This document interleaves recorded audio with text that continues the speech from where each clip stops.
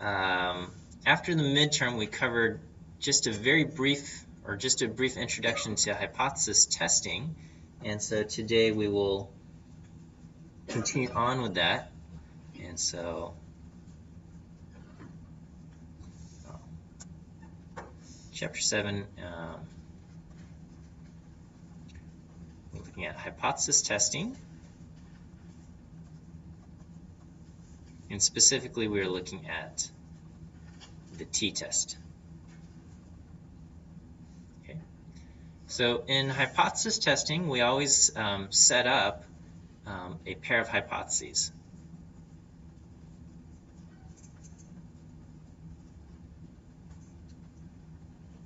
Okay, we have the null hypothesis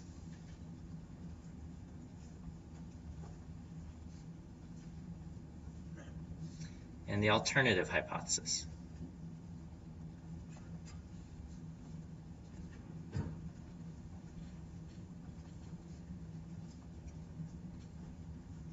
Okay, and then we look at our data.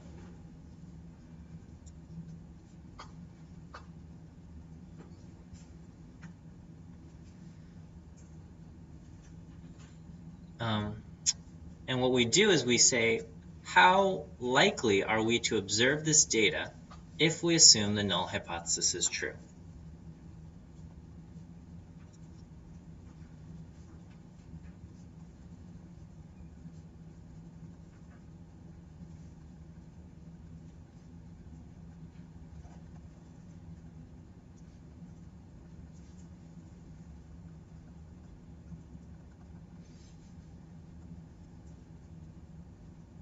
Okay, and so here we do, this is where we do some statistical calculations.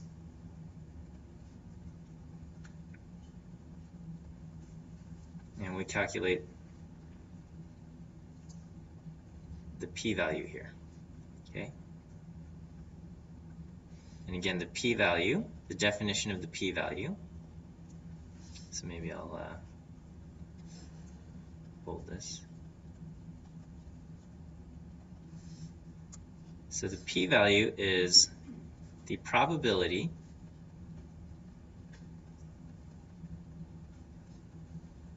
of observing our null hypothesis.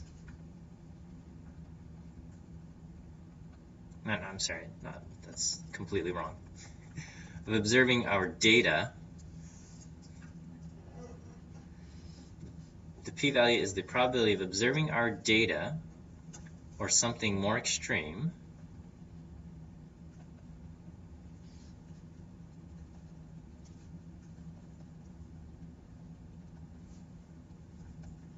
if we assume the null hypothesis is true.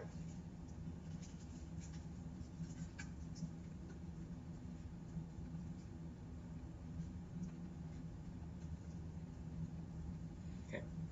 So it's the probability of the data under the null hypothesis. Okay. That's what we do. And then, if this probability is large, okay, so if the p-value is large,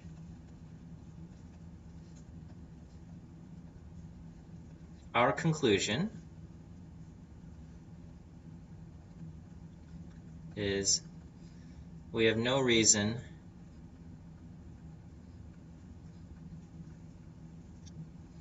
to reject the null hypothesis.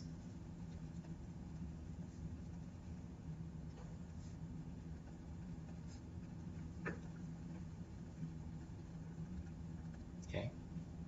It doesn't prove that the null hypothesis is true, but we have no reason to reject the null hypothesis if the p-value is large.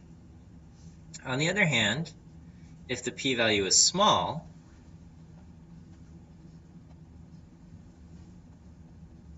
our conclusion is to reject the null hypothesis.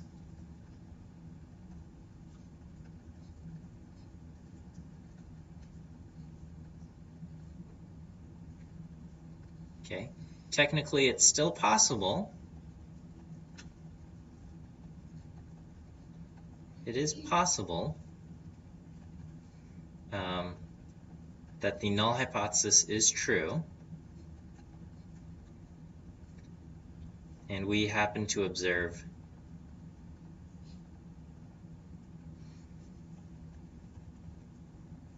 just some freakish data.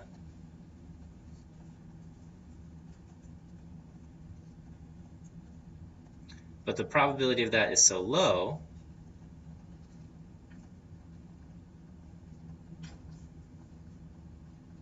of observing our data is so low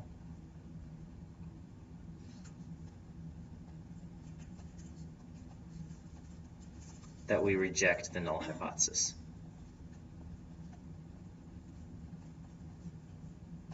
Okay, so this is a brief summary of the hypothesis testing overview.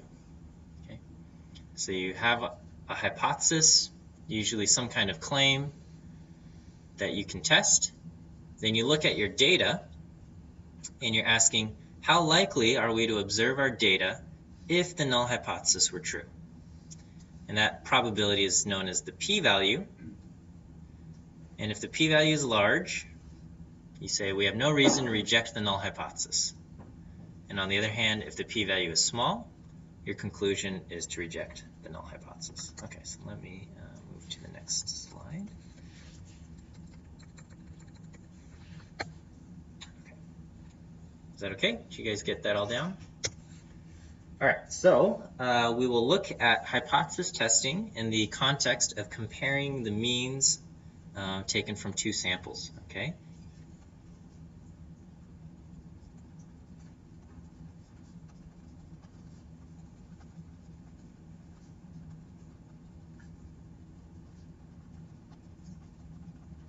Okay, and so this hypothesis test is known as the t-test. Okay, and so here's our big picture concept, is that we have population 1 and you have population 2.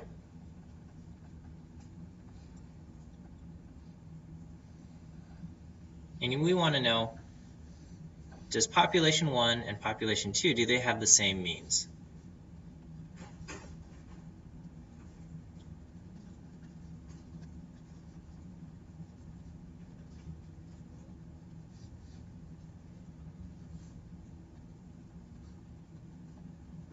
Same mean value. Okay. Of course, we can't observe population 1 and population 2 directly, so from population 1, we draw out sample 1. And from sample 1, we observe, well, sample 1 has a size of n1, has sample mean y bar 1, and standard deviation s1, okay? And then from population 2, we can't observe it directly, so we take a small piece out, and that's sample 2.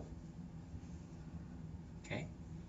And in sample 2, we have n2, y bar 2, and s2. Okay. And based on what we see in sample 1 and sample 2, we're going to try to answer this question.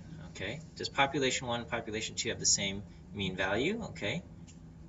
So we can't observe the populations directly.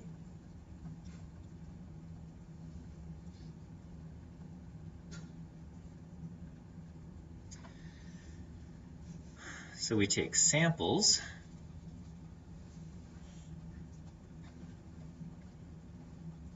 and based on our samples,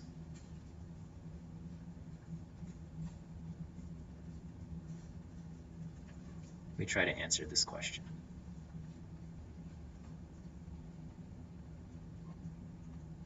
Okay, so when we are doing a t-test here, these will be our hypotheses, okay?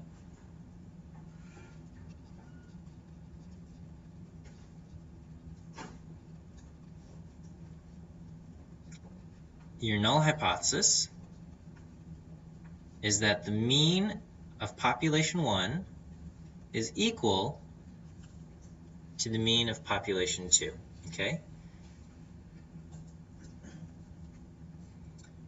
Note we use mu in the hypotheses because we're talking about the population.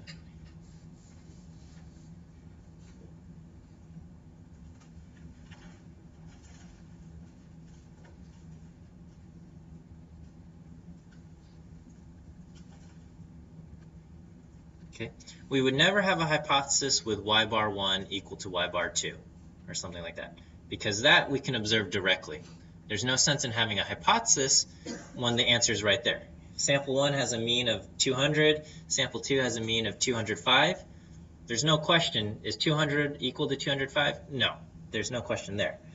What we're asking is, if this sample has a mean of 200 and this sample has a mean of 205, what does that say about their respective populations? So there, we're asking questions about the mu, or the population mean, of population 1 and population 2. Okay. Alternatively, okay, so the null hypothesis, H0, can also be equivalently written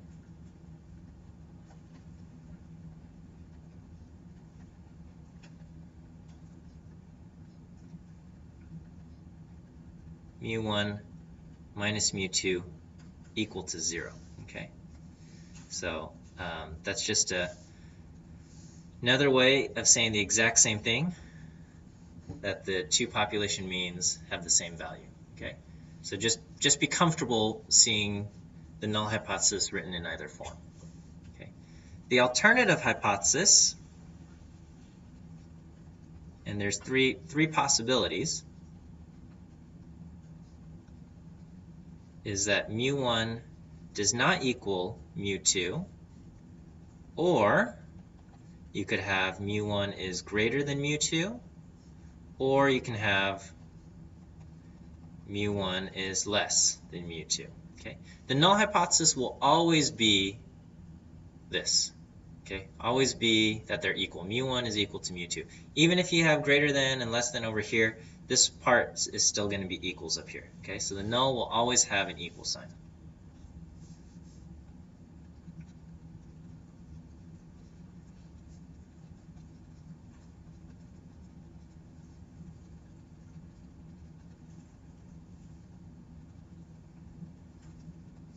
Have an equal sign. Can you explain again why is it that we select the null hypothesis to always be equal? Because that is easy to test. Okay, we can, if you don't have something clearly defined, it's hard to test against that. Okay, I don't know how else to say it. So because we're always looking for data against the null hypothesis, we assume that the null hypothesis is true, and our data is always used to say we can reject the null hypothesis. So it has to be a very clearly specified thing. Okay, and so the null hypothesis will always have an equal sign because that's something that's clearly specified. The alternative, that encompasses everything else. Okay, so yes. So basically, our null hypothesis will always be that we believe that there is no difference between sample means or Population means. Okay, so the null hypothesis will always be, we believe that population 1 and population 2 have the same mean value. Okay, that there's no difference between the population means. Okay, so again, the hypotheses are always about the population, never about the samples. Okay, because there's no question the values in the sample. Okay, you can observe the sample directly, so there's no question about the sample itself. So there's no sense in trying to do any kind of inference about the samples. You have that data there. The populations we can't observe directly, so that's why we bother through all of this math. Okay.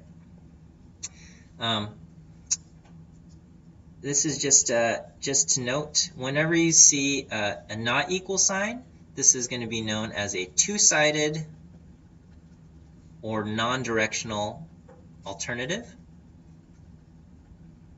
And I'll explain all of this later, but I just want to mention it now. And if you have greater than or less than, these are one-sided, or also known as directional alternatives.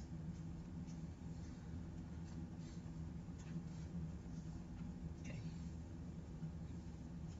And I don't think I need to write this, but I will just for one of these examples. Again, you might see it written in the equivalent form, so for this two-sided one, you might see the alternative written as mu1 minus mu2 not equal to 0, okay? But I don't think I need to write that for all of these, right? You guys can figure that out. Okay. So again, we are testing to see if the two populations have the same mean or different means, okay? So let's so we'll go back to, so those are our hypotheses. So let's do an example here. Okay. So we'll start off with a silly example. We will say, is the mean height of men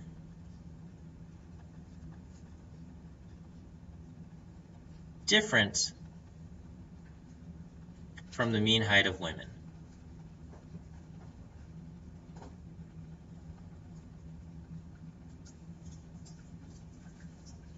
Okay, so we already know the answer to this question. We know that yes, men, on the average height of men is taller than the average height of women. We know the answer to that, okay? Of course, there are some tall women and there are some short men, and so not everybody fits these rules, but overall, if we look at the average of all men and the average of all women, we will see that the mean height of men is different from the mean height of women, okay? But let's just say, you know, we were aliens from another planet. We don't know anything about this, and so we take a random sample, sample 1, and arbitrarily we will label the men sample 1, and sample 2 will be the women. Okay. So we have N1, N2, oops, Y bar 1 and S1, Y bar 2 and S2. Okay, so let's say we select 10 men at random. Their average height is 69.4 inches, and their standard deviation is 3.3 inches. Okay. And for the women, let's say we have 12 women. Their average height is 64.5 and standard deviation of 3.1 inches. Okay. So based on our samples,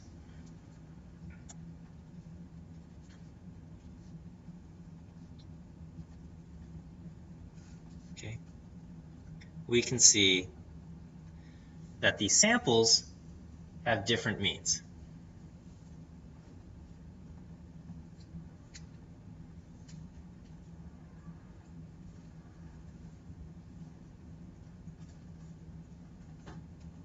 Different mean values. Okay, that's clear. Okay, so the Y bar 1 is equal to 69.4, and Y bar 2 is equal to 64.5. These are different. Okay, so we are observing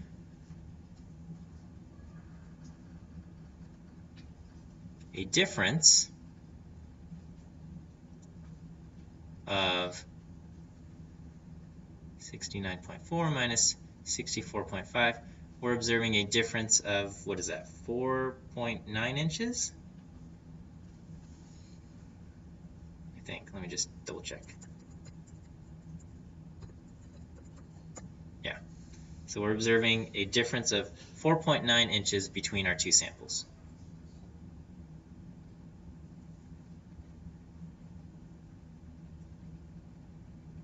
Okay. And so the question is, is this difference significant? Is this a significant, statistically significant difference? That's what we want to know.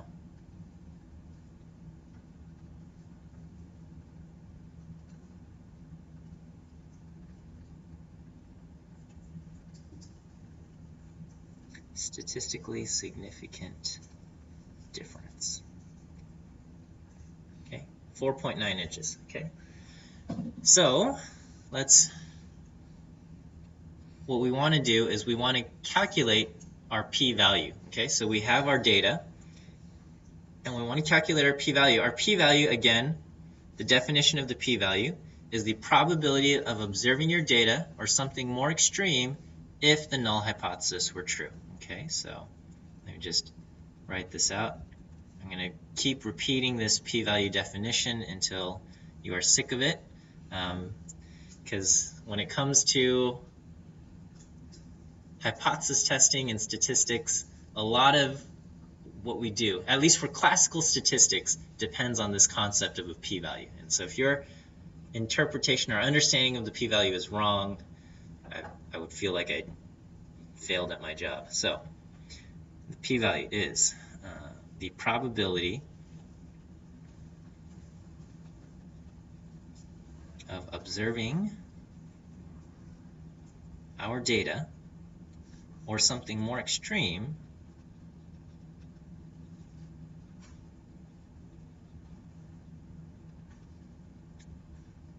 if we assume the null hypothesis is true. Let me just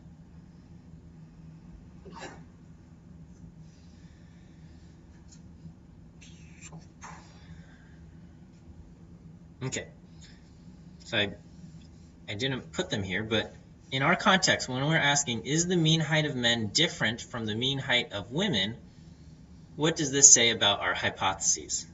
Our null hypothesis, I told you, is always going to be what? Mu1 is equal to mu2. And then the alternative, so here the question is the mean height of men different from the mean height of women? Okay, so just imagine, you were aliens from another planet. You don't know what a man is. You don't know what a woman is. Or, well, maybe you do, but you don't understand the difference in heights. So your alternative is going to be mu1 does not equal mu2. Okay.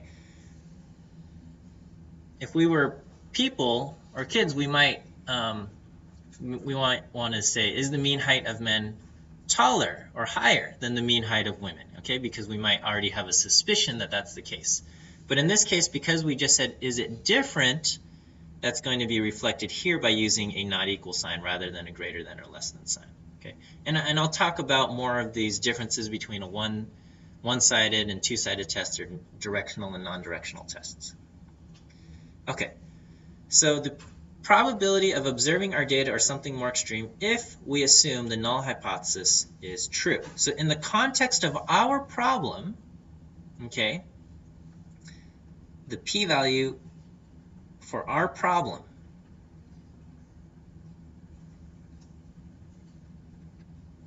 would be, what is the probability that two random samples would produce a difference between means, I can't spell, between means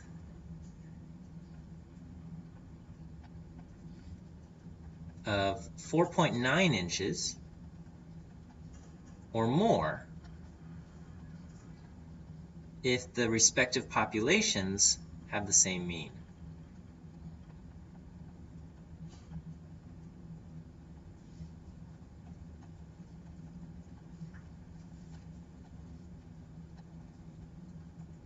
Okay, so in the context of our problem, the p-value is asking this. Okay, if the two populations have the same mean, what's the probability that two random samples would produce a difference of 4.9 inches or more?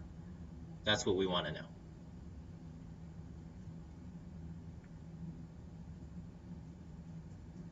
Okay. So we're always asking, what is the probability of observing our data or something more extreme if we assume the null hypothesis is true? Okay.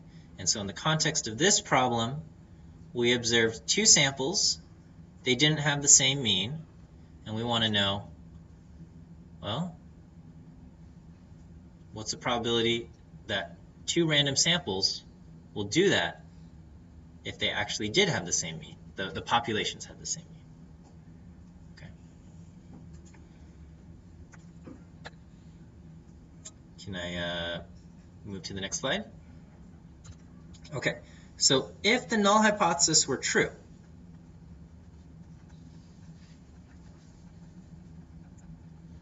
we expect, or if the null hypothesis were true, then that means mu1 is equal to mu2.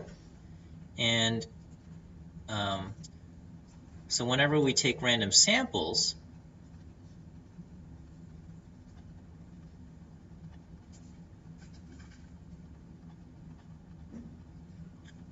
we would expect what? Y bar 1 minus y bar 2 to be equal to 0, right? So if the populations have the same mean value, anytime you take random samples, you would expect the two random samples to have the same mean value or no difference between them, okay? But what we observed was y bar 1 minus y bar 2 equal to 4.9. And so we want to know, is that strange to happen or not? Okay, so to solve it, we have a normal distribution. This actually, y bar 1 minus y bar 2, this quantity can be modeled with a sampling distribution, okay?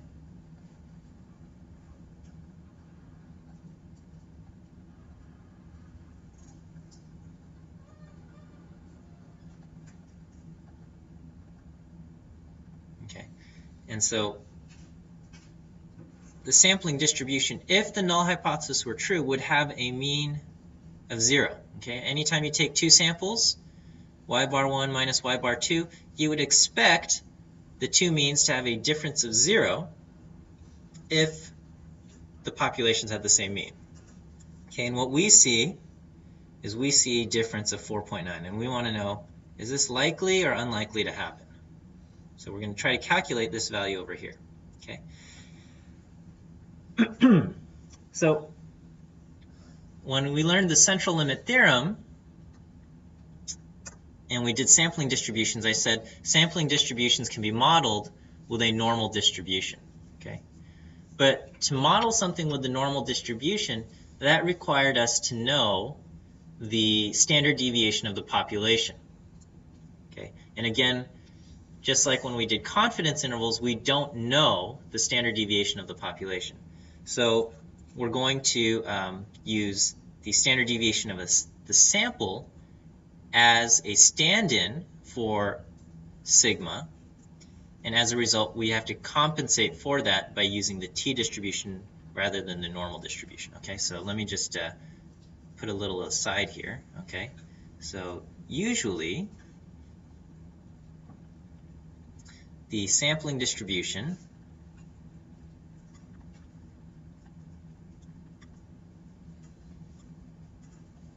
would be a normal distribution.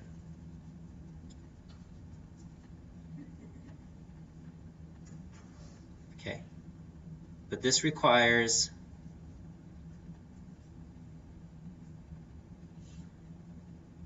that we know what sigma 1 and sigma 2 are. Okay, We don't know sigma 1 and sigma 2.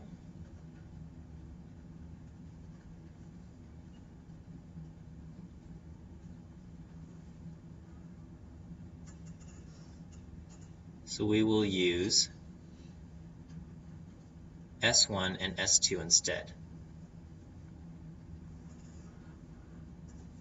To account for this change,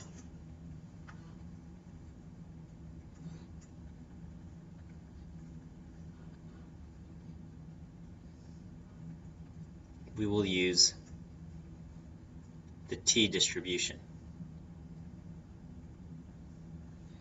Okay. So I hope this explanation satisfies any questions as to why we're using the t distribution and not the normal distribution. Can you guys read what I'm writing there? Is that legible? Okay. I never went into, well, it's beyond the scope of this course to try to cover the mathematical theory behind the t distribution and where that's coming from. If that kind of stuff is interesting to you, you can take a class on mathematical statistics. And that shows you the derivation of the normal distribution. Like, when we talked about the normal distribution, I said it looks like this and use these numbers in this table, right? But nobody questioned, like, where did these numbers come from, okay? The normal distribution will, if you take mathematical statistics, it'll explain the formula and where these numbers are coming from. The t distribution, I just say, oh, we use the t distribution whenever we don't know the standard deviation, and it looks like this, okay? And nobody's questioned that either, but you could take mathematical statistics and it'll answer those questions. Personally, I didn't enjoy that class just because I'm not as big onto the theoretical math side. I love statistics, but mathematical statistics, that was rough for me, just because I would say my theoretical math is the weakest part of my math knowledge. So it was rough for me, but I know other people who love that kind of stuff. They find the beauty in all of these things. Well, so if that interests you, you can do that. You definitely need to know your calculus for that class, though. So if you didn't do calculus, don't bother with that one. Okay, so anyway, we've got this.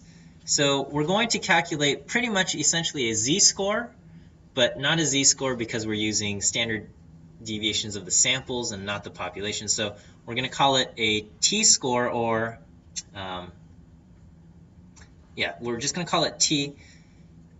In all hypothesis testing, you also come up with something called a test statistic, okay? So the test statistic is the generic term.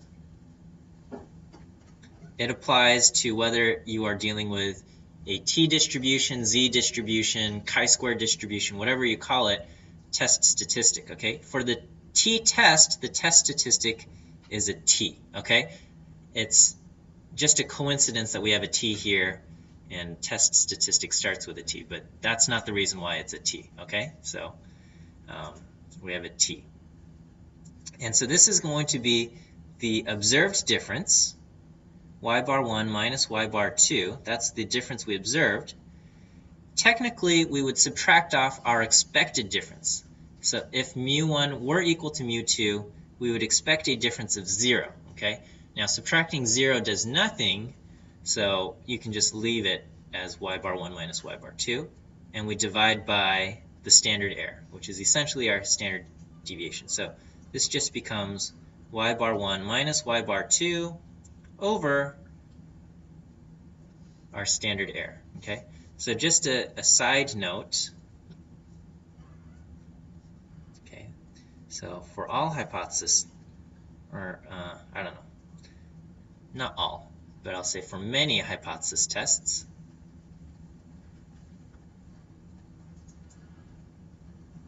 your test statistic will be equal to your observed value minus your expected value divided by the standard error. Because when we're asking, is this statistically significant, we're essentially asking, or saying, it's not exactly what we expected. Is it significantly different from what we expected? Okay. So we observed a difference of 4.9. We're expecting a difference of 0. Is that large or not? We compare it to our standard error. Okay. So the standard error, this will look familiar. Go back to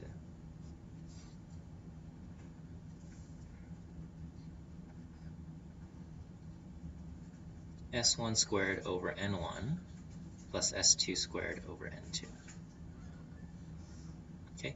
So this is the same standard error that you used when you did confidence intervals for 2 samples. Okay. This is the standard error that we use for a t-test.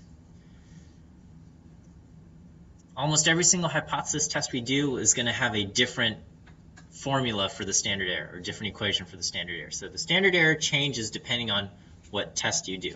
For the t-test, it's this.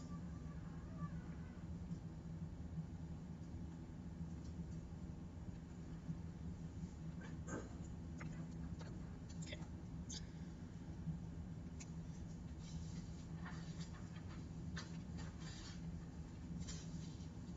Are we ready for the next slide?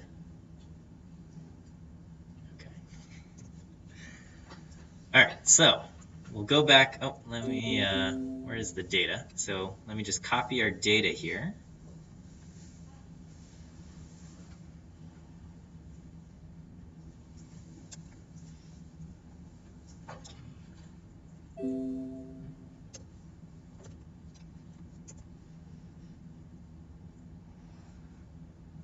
Okay, so this is the data we observed, and we're going to do a hypothesis test, okay? And again, our hypotheses is mu1 minus mu2 is equal to 0, and the alternative, mu1 minus mu2 doesn't equal 0, okay? So our observed difference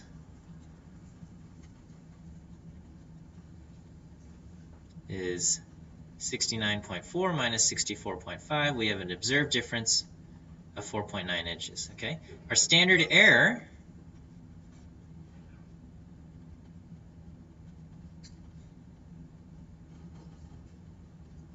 so I'm just going to plug in these numbers. 3.3 inches, yep, 3.3 squared over 10 plus 3.1 squared over 12. Okay, so let's punch this in. 3.3 squared over 10 plus 3.1 squared over 12. Take the square root of that. I get 1.375.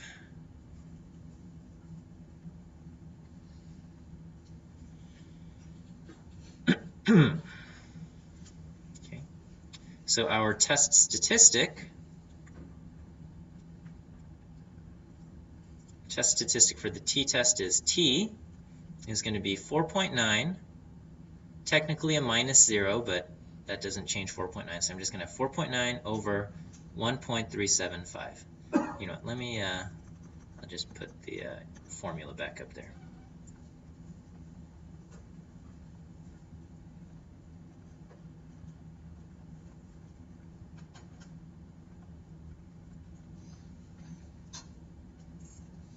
So my test statistic, if I do 4.9 divided by the number I have right there, 3.564.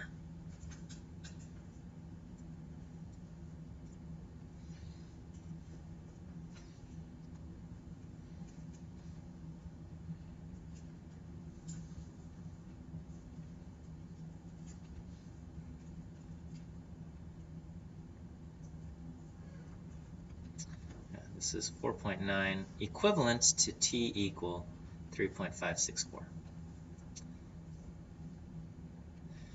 Okay, so let me, so we want to calculate this area. What's the probability of getting 4.9 or something more extreme? Okay, let me take an aside and show you how we're going to get this answer. Okay, and so the next step will be to look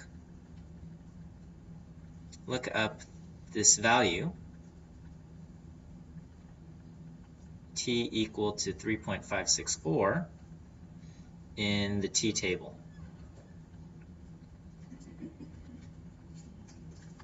Okay. All right. So let me explain how the t table works, because it's different from the normal table. Okay. So let me just make sure you guys got this all down.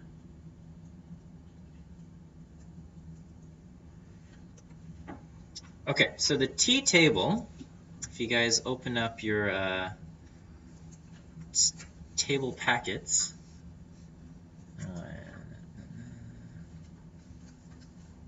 Okay, so your t table has this, degrees of freedom and all of this. Okay, so let's just look at this row, degrees of freedom.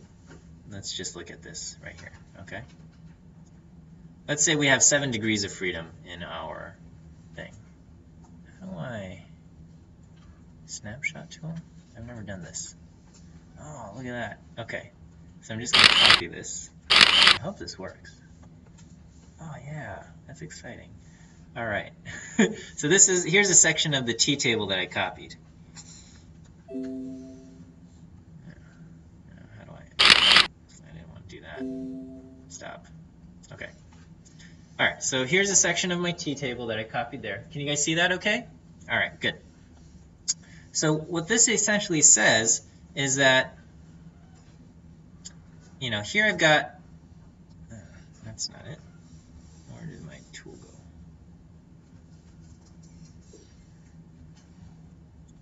So here I've got a t distribution. 0 is in the middle. And it says if you have 7 degrees of freedom, okay, and if you were to draw a line right here at 0.896,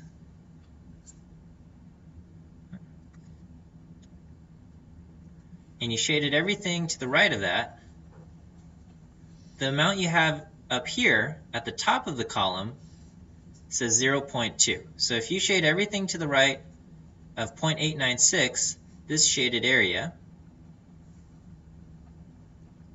is 0.20. Okay.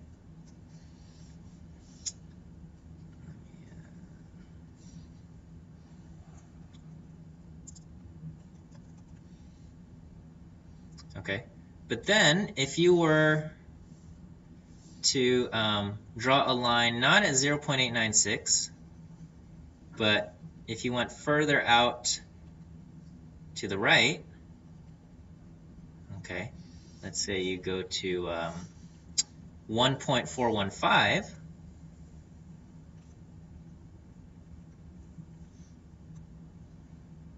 okay, and you shade everything to the right of 1.415, the amount you have shaded now is 10%, okay? So the column heading is if you draw a line at this number down here, the amount you have shaded to the right of that number,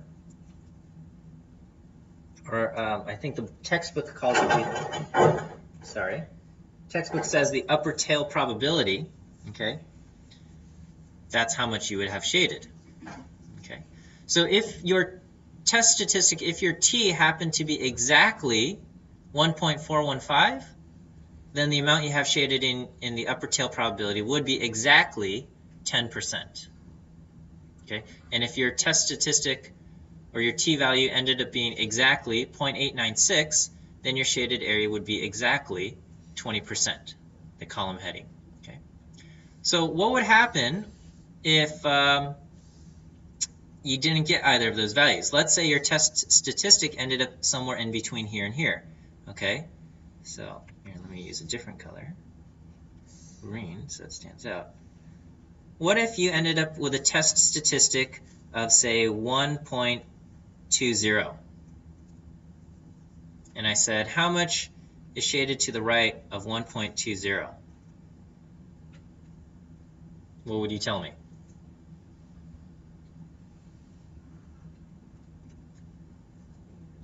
Yeah, something in between. That's the best you can say. You might be like 15%, 13%, I don't know, right? So if your test statistic, or I should just say if t, in this case, because we're dealing with the t distribution, let's say if t is equal to 1.20, then the amount shaded to the right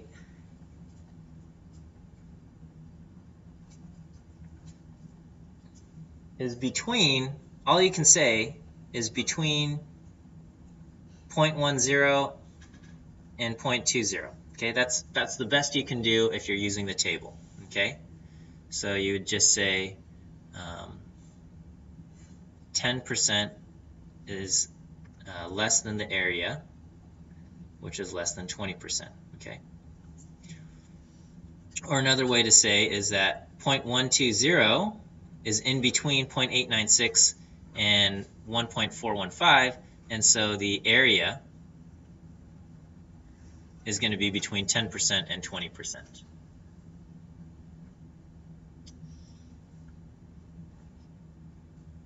Is that conceptually okay? All right, so just a quick check of your understanding. Let's say you have degrees of freedom equal to 5, and your test statistic t ends up being 2.50. How much is in the area?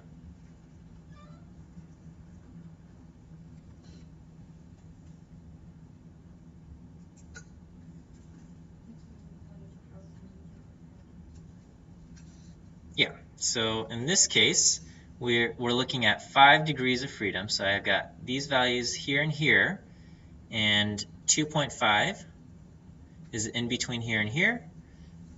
And so the area is going to be in between 0.03 and 0.025. Okay, so the area is less than 0.03. We don't know exactly how much, but we do know it's going to be in between these two values. Okay, so when you use the table, unless you get one of the values that's exactly in the table, your answer will not be a precise number. It's always going to be a range. Okay, and that's fine. If you have a computer, you can get an exact value. You type in R and you say my t is 2.5. I've got 5 degrees of freedom. It'll say this is how much you have in the tail. Okay, but there would be far too many numbers to try to list out for that, so they just give you the important ones. Okay, and so so that's how we use the t distribution here. Okay. All right. What if you have 7 degrees of freedom and your test statistic is 5? How much is in your tail? Well, actually, the table in your book goes further out, but in our case, I only went up to 2.998, so if you had 7 degrees of freedom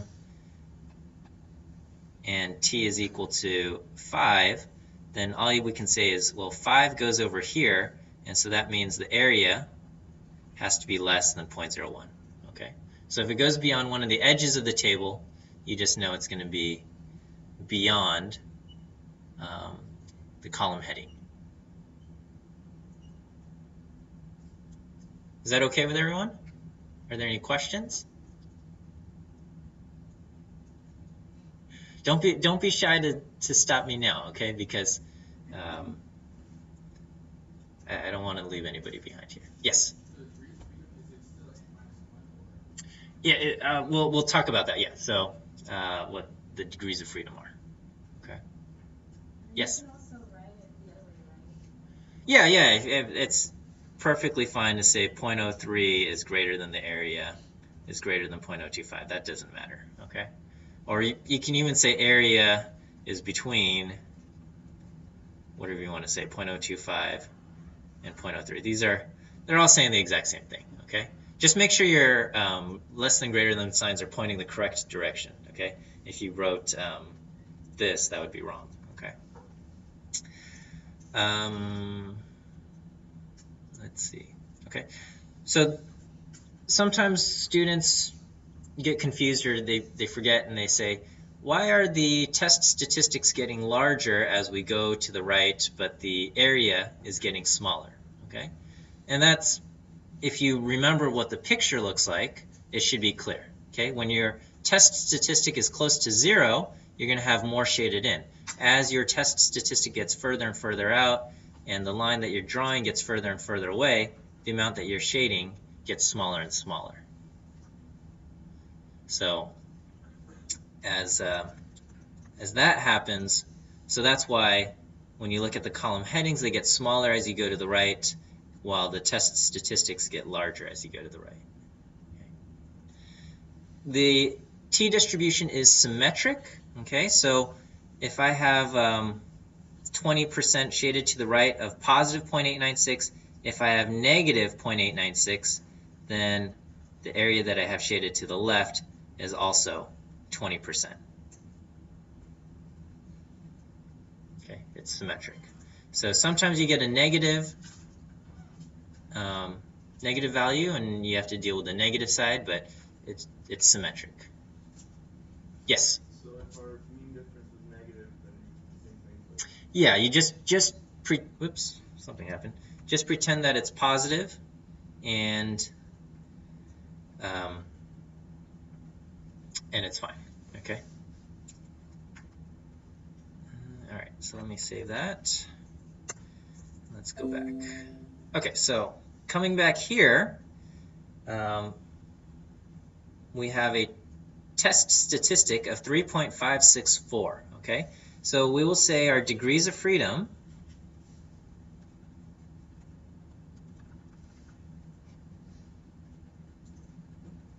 is equal to n1 plus n2 minus 2. Okay, when you have two samples, again, this is an approximation, okay?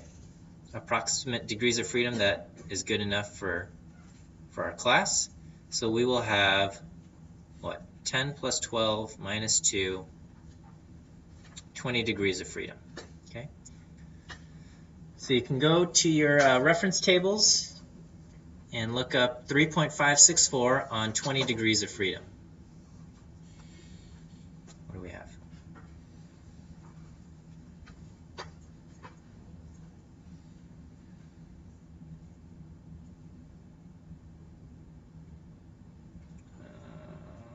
I get it between 2.845 and 3.850. Is that? Are my eyes correct? It's hard. All right. So in the column headings, I think I have 0.01 and 0.001. No, I'm sorry, 0.005 and 0.0005. Apologize.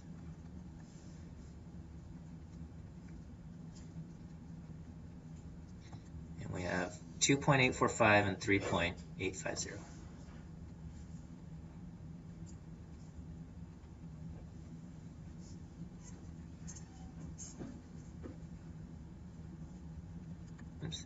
All right, and so my test statistic ends up being here, between here and here, so my tail area, the area here is between 0.005 and 0.0005.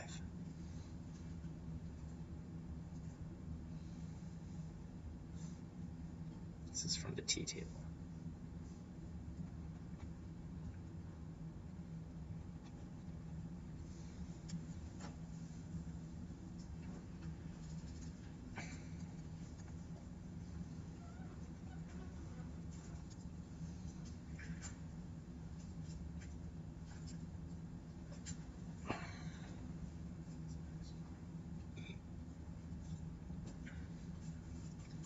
Okay, so the p-value, what was my definition of the p-value? Do you guys remember? The probability of observing our data, or something more extreme, if the null hypothesis were true. Okay, so according to this, the probability of getting something like 4.9 or larger, if the null hypothesis were true, is between 0.005 and 0.0005. It's a very small value. Okay. In our case, because the alternative has this not equal sign, more extreme would mean a difference of 4.9 and greater, but also negative 4.9 and less, okay? Or more negative. So because of this not equal sign,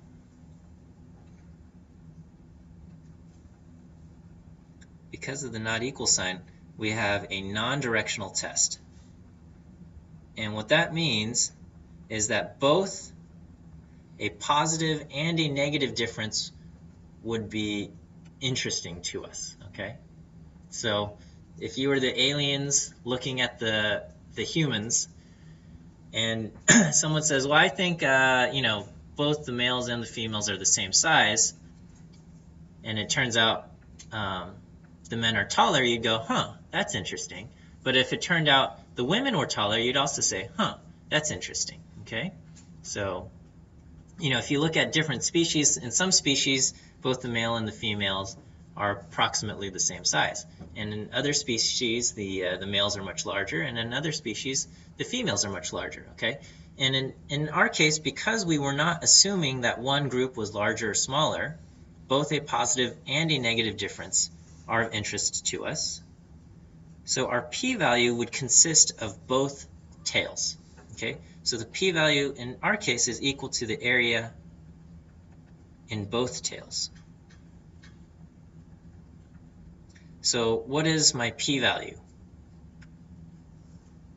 My p-value would be between 0.005 times 2 and 0.0005 times 2. So I've got 0.001 is less than our p-value, less than 0.01.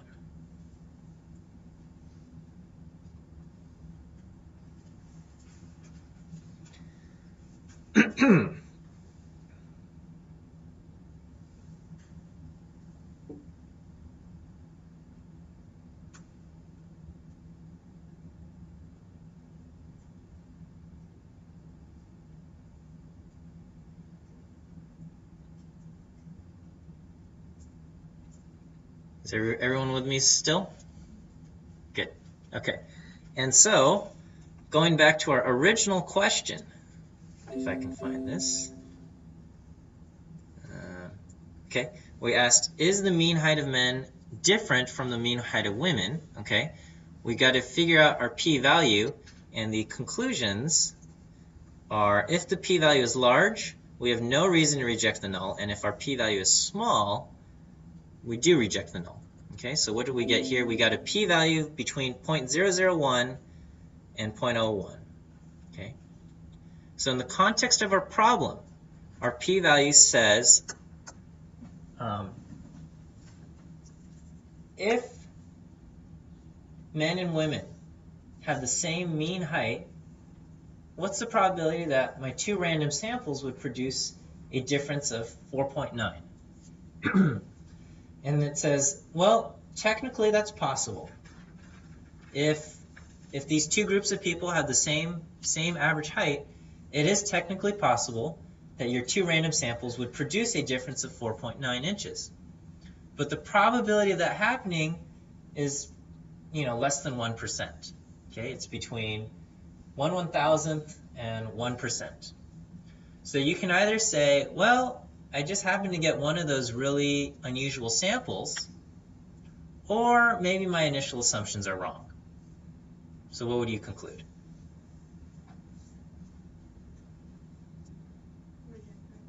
Yeah, you would reject the null, and you'd say, I probably didn't get one of just a freakishly unusual sample.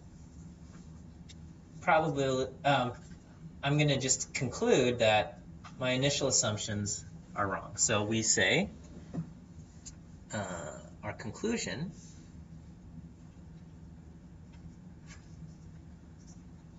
is that our p-value is small we reject the null hypothesis, and we conclude, or we say we have evidence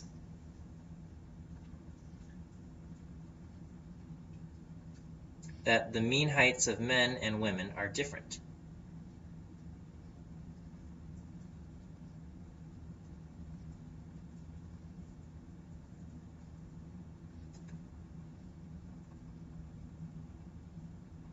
Okay, and specifically, looking at our data, we have evidence that the mean height of men is taller than the mean height of women. Okay, so let me just go up here.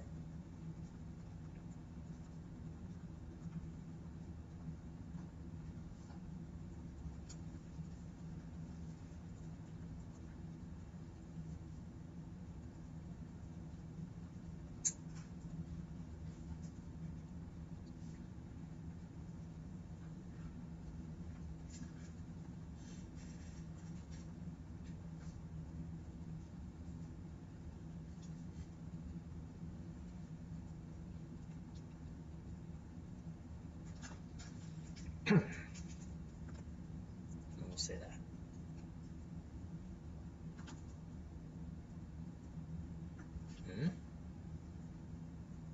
Is that good? All right, so let me give you guys an example to work through yourself, and we'll try it out. Okay, anybody still writing?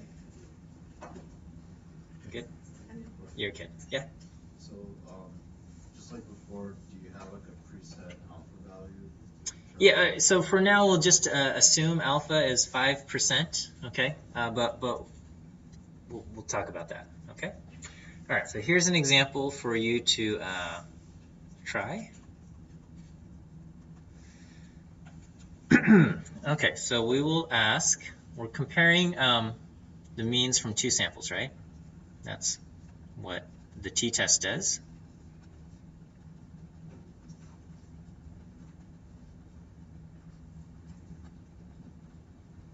Okay, so I'll ask, is the average weight of cats different from the average weight of, did I already do this problem? Yorkshire Terriers? And I actually don't know. I'm going to have to make up numbers here. So you say we take 2 random samples of data. I don't know how to get a random sample of cats or Yorkshire Terriers, but let's say we did. Okay, 2 random samples of data. Okay, so let's say sample 1 are the cats. Sample 2 will be the Yorkies. Let's say we got 15 cats, 15 dogs. Average weight of a house cat? I don't know, 13, 12 pounds?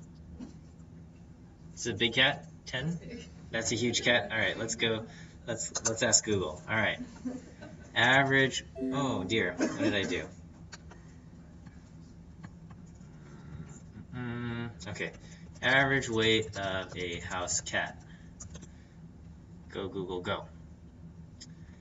Ideal pet, prevent pet obesity. Let's see. Ideal weight ranges. Oh, look at this. Less than 7 pounds. Domestic cat, 8 to 10 pounds. Oh, well, we already know our answer now. But so let's say 9 pounds with a standard deviation of, let's say, 0.8 pounds. Okay.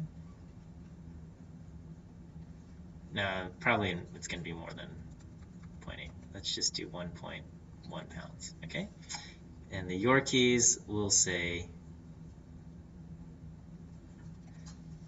is it really less than 7, huh? Okay. All right. Well, we'll say 7, and standard deviation of 2. It will be 1.0. Okay. Well, try this out. See what you get. So ideal pet weights, whatever, petobesity.com might have already given us our answer, but we'll try this out. Okay, actually I'm gonna pause the recording.